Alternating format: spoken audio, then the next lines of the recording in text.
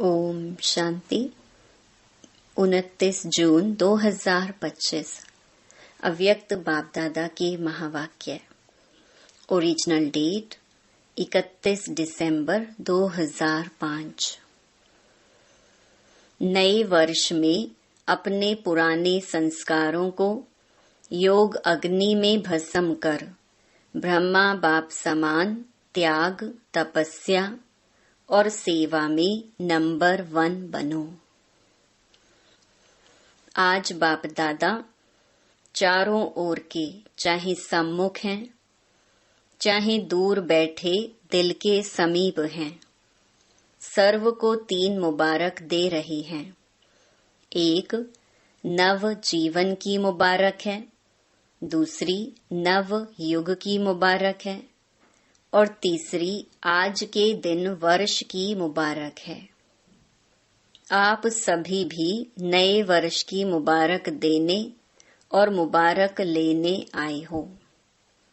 वास्तव में सच्ची दिल की खुशी की मुबारकें आप ब्राह्मण आत्माएं लेते भी हो, देते भी हो।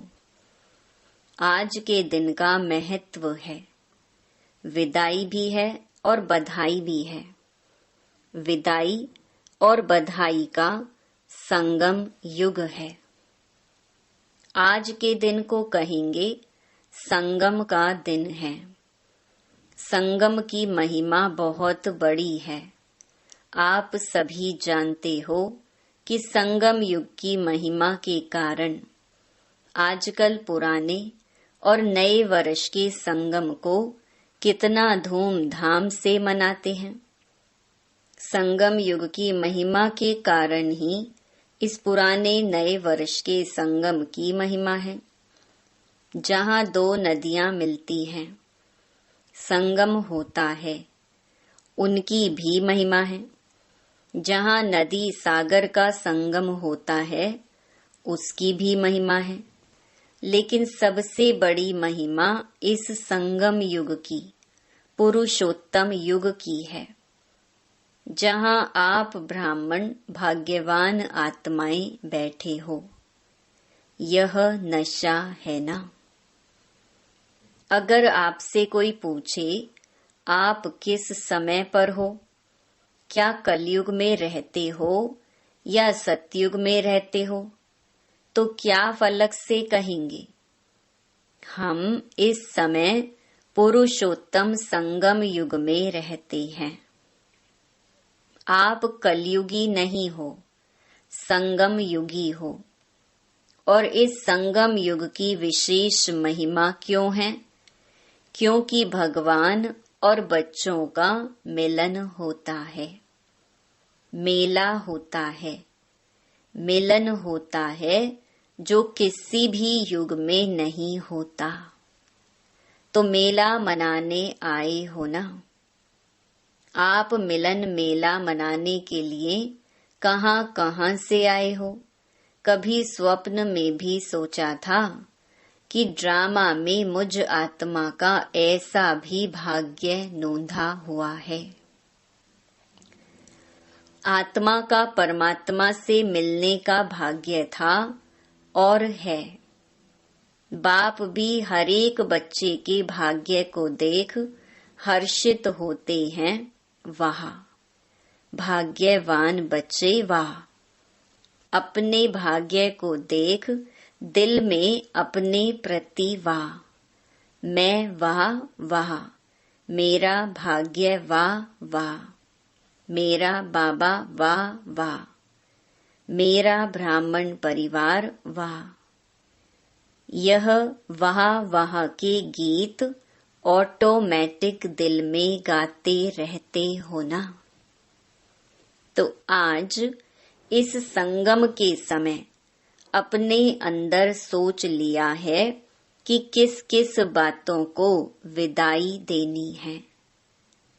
सभी ने सोचा है सदा काल के लिए विदाई देनी है, क्योंकि सदा काल के लिए विदाई देने से सदा काल की बधाइयां मना सकेंगे। ऐसी बधाई दो जो आपके चेहरे को देख जो भी आत्मा सामने आए वह भी बधाइयां प्राप्त कर खुश हो जाए। जो दिल से बधाई देते व लेते हैं वह सदा ही कैसे दिखाई देते हैं? संगम युगी फरिश्ता। सभी का यही पुरुषार्थ है ना। ब्राह्मण सो फरिश्ता और फरिश्ता सो देवता। क्योंकि बाप को सब प्रकार के संकल्प व जो भी कुछ प्रवृत्ति का कर्म का बोझ है वह दे दिया है ना। बोझ दिया है या थोड़ा सा रह गया है? क्योंकि थोड़ा भी बोझ फरिश्ता बनने नहीं देगा। और जब बाप बच्चों का बोझ लेने के लिए आए हैं तो बोझ देना मुश्किल है क्या? मुश्किल है या सहज है? जो समझते हैं बोझ दे दिया है वह हाथ उठाओ। दे दिया है, देखना सोच के हाथ उठाना। बोझ दे दिया है, अच्छा दे दिया है तो बहुत मुबारक हो। और जिन्होंने नहीं दिया है वह किस लिए रखा है? बोझ से प्रीत है क्या? बोझ अच्छा लगता है? देखो बाप दादा हर बच्चे को क्या कहते हैं? ओ मेरे बेफिक्र बादशाह बच्चे। तो बोझ का फिक्र होता है ना। तो बोझ लेने के लिए बाप आए हैं, क्योंकि 63 जन्म से बाप देख रहे हैं बोझ उठाते उठाते सभी बच्चे बहुत भारी हो गए हैं। इसीलिए जब बाप बच्चों को प्यार से कह रहे हैं बोझ दे दो, फिर भी क्यों रख लिया है? क्या बोझ अच्छा लगता है? सबसे सूक्ष्म बोझ है पुराने संस्कार का। बाप दादा ने हर बच्चे के इस वर्ष का, क्योंकि वर्ष पूरा हो रहा है ना, तो इस वर्ष का चार्ट देखा। आप सबने भी अपना अपना वर्ष का चार्ट चेक किया होगा। तो बाप दादा ने देखा कि कई बच्चों को इस पुराने संसार की आकर्षण कम हुई है, पुराने संबंध की भी आकर्षण कम हुई है। लेकिन पुराने संस्कार उसका बोझ मेजॉरिटी में रहा हुआ है, किसी न किसी रूप में। चाहे मनसा अशुद्ध संकल्प नहीं, लेकिन व्यर्थ संकल्प का संस्कार अभी भी % में दिखाई देता है, वाचा में भी दिखाई देता है, संबंध संपर्क में भी कोई न कोई संस्कार अभी भी दिखाई देता है। तो आज बाप दादा सभी बच्चों को मुबारक के साथ साथ यही इशारा देते हैं कि यह रहा हुआ संस्कार समय पर धोखा देता भी है और अंत में भी धोखा देने के निमित्त बन जाएगा। इसीलिए आज संस्कार का संस्कार करो। हर एक अपने संस्कार को जानता भी है, छोड़ने चाहता भी है, तंग भी है, लेकिन सदा के लिए परिवर्तन करने में तीव्र पुरुषार्थी नहीं है। पुरुषार्थ करते हैं लेकिन तीव्र पुरुषार्थी नहीं है। कारण तीव्र पुरुषार्थ क्यों नहीं होता? कारण यही है जैसे रावण को मारा भी, लेकिन सिर्फ मारा नहीं, जलाया भी। ऐसे मारने के लिए पुरुषार्थ करते हैं, थोड़ा बेहोश भी होता है संस्कार, लेकिन जलाया नहीं तो बेहोशी से बीच बीच में उठ जाता है।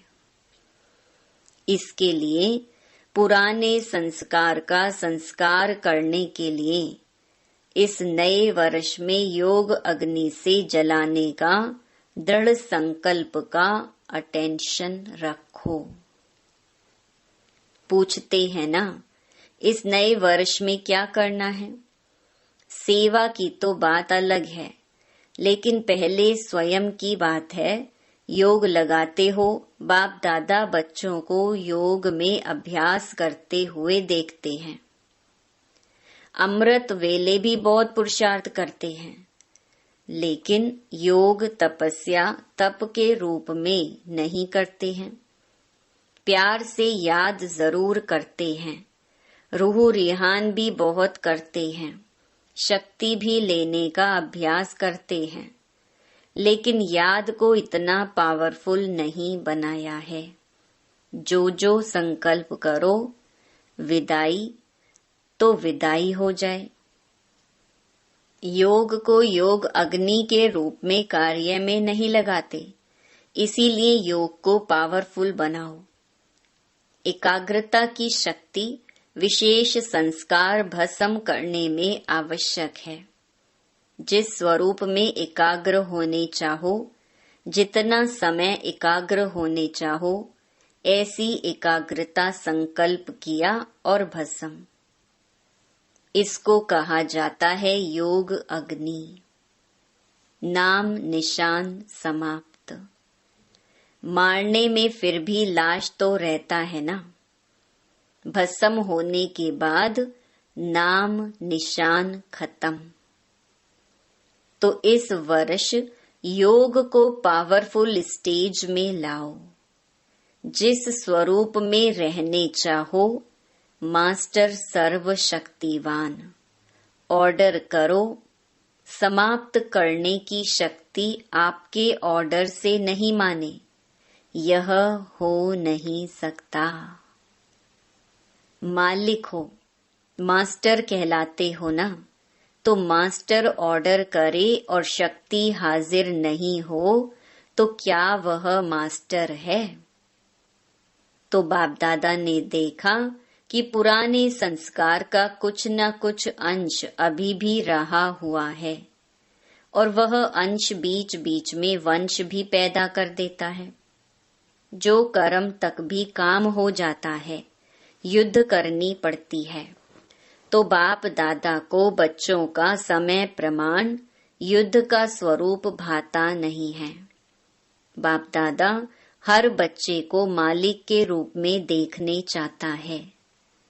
ऑर्डर करो जी हजूर। तो सुना, इस वर्ष स्व के प्रति क्या करना है? शक्तिशाली बेफिक्र बादशाह, क्योंकि सभी का लक्ष्य है। किसी से भी पूछो तो क्या कहते हैं? हम विश्व का राज्य प्राप्त करेंगे, राज्य अधिकारी बनेंगे। अपने को राजयोगी कहलाते हैं, प्रजा योगी हैं क्या? कोई है सारी सभा में जो प्रजा योगी हो? है जो प्रजा योगी हो, राजयोगी नहीं हो। टीचर्स कोई है? आपके सेंटर पर कोई प्रजा योगी है? कहलाते तो सब राजयोगी हैं। प्रजा योगी में हाथ कोई नहीं उठाता, अच्छा नहीं लगता है ना। और बाप को भी फखुर है। बाप दादा फखुर से कहते हैं कि संगम पर भी हर बच्चा राजा बच्चा है। कोई बाप ऐसे फलक से नहीं कह सकता कि मेरा एक एक बच्चा राजा है, लेकिन बाप दादा कहते हैं कि हर एक बच्चा स्वराज्य अधिकारी राजा है। प्रजा योगी में तो हाथ नहीं उठाया ना, तो राजा होना, लेकिन ऐसा ढीला ढाला राजा नहीं बनना जो ऑर्डर करो और आवे नहीं। कमजोर राजा नहीं बनना। पीछे वाले कौन हो? जो समझते हैं राजयोगी हैं वह हाथ उठाओ। ऊपर भी बैठे हैं, गैलरी में बैठे हुए हाथ हिला रहे हैं। आज हॉल में 18,000 भाई बहनें बैठे हैं। बाप दादा देख रहे हैं, हाथ उठाओ ऊपर वाले। तो अभी यह लास्ट टर्न में शुरू हो जाएगा। तो 3 मास बाप दादा देते हैं ठीक है, देवें। होमवर्क देंगे क्योंकि यह बीच बीच का होमवर्क भी लास्ट पेपर में जमा होगा।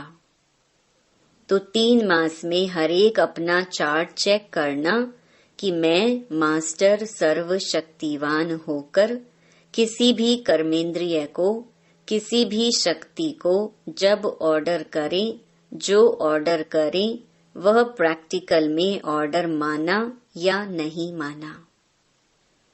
कर सकते हो? पहली लाइन वाले कर सकते हो? हाथ उठाओ। अच्छा, 3 मास कोई भी पुराना संस्कार वार नहीं करे।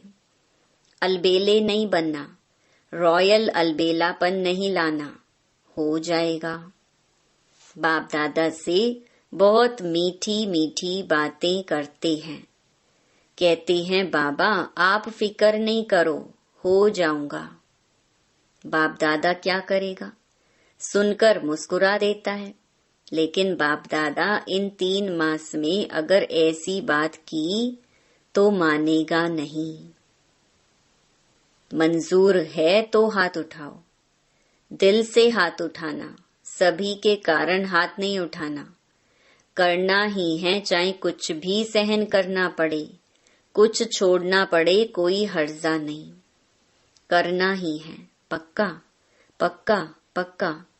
टीचर्स करना है। अच्छा, यह ताज वाले बच्चे क्या करेंगे? इन ब्रैकेट्स छोटे बच्चे ताज पहनकर सामने बैठे हैं। ताज तो अच्छा पहन लिया है, करना पड़ेगा। अच्छा, देखना बच्चे हाथ उठा रहे हैं, अगर नहीं करेंगे तो क्या करें वह भी बता दो। फिर बाप दादा की सीजन में एक बार आने नहीं देंगे, क्योंकि बाप दादा देख रहे हैं कि समय आपका इंतजार कर रहा है। आप समय का इंतजार करने वाले नहीं हो, आप इंतजाम करने वाले हो। समय आपका इंतजार कर रहा है।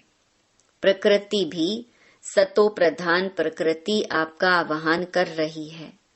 तो 3 मास में अपनी शक्तिशाली स्टेज में रहे हुए संस्कार को परिवर्तन करना।